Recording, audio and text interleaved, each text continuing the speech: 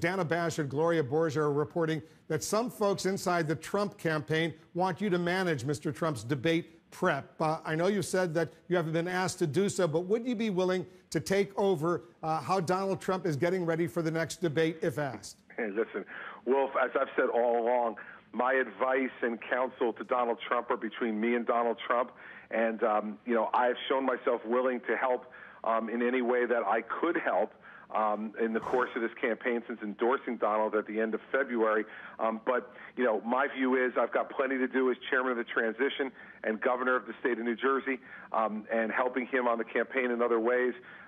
Nothing's been asked of me to do more. If there is, I'd certainly have that conversation with Donald at the time. But, I'm not going to presuppose anything at this point. Yeah, I know you're also attending all of his national security intelligence briefings as well, so you got a lot going on. But you think you could help him get a little bit better in that second debate? Wolf, everybody in the world who watches it thinks they can do it better. I invite any of them to get up on stage and try to do it and see how they do. I think Donald did well on Monday night. I think he'll do even better a week from Sunday.